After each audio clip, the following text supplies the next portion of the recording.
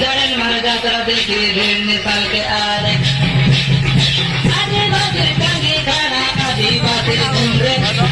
जड़न मर जाता देखी भीड़ निकाल के आ रहे किरमिरी दे हो मुरमुरी दे बाजा किलकिली दे मोहरिया रोका करा दे काका दादर दे को लगा दीप दे देता लो सीढ़ी काका सीढ़ी धान को नरका नैता पुरवा को नरका नैता पुरवा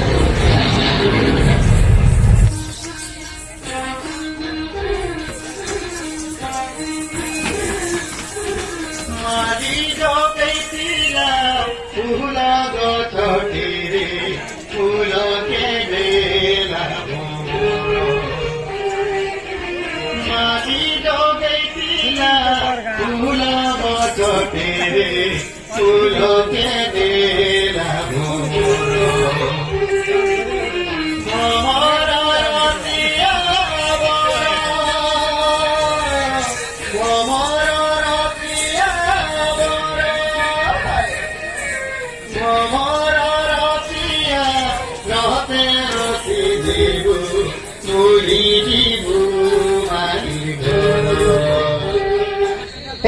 सब तुम बोलो ठिकाना के पूछो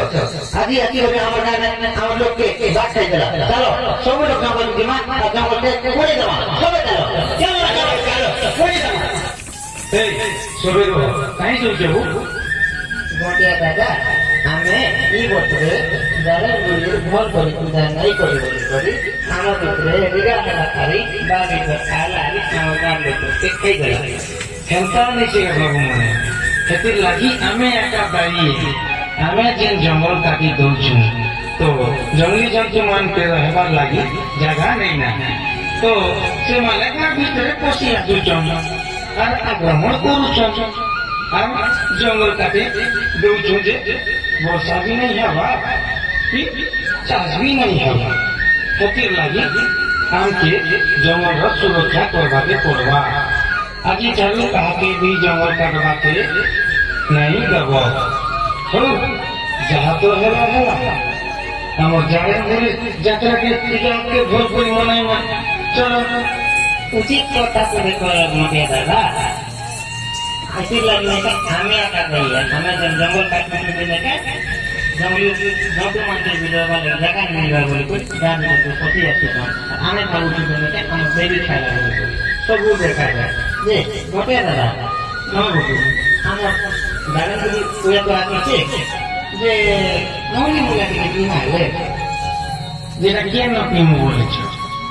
कैंपियर बोल सब मोटे दादा तो नामू को के दिमाग का नामू के लिए मैंने भी तो सामान है वो बड़ा मने चलो चलो चलो तुम चलो सादा बोले तो तुम चलो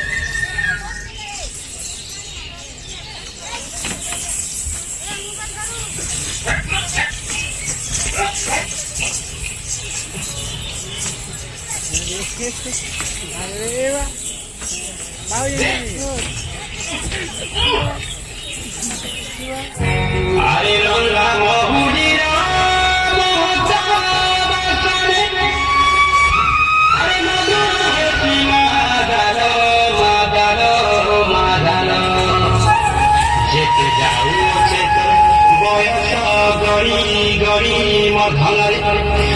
सेते दिशु छुट्टी बड़ा सुंदर सेते दिशु छुट्टी बड़ा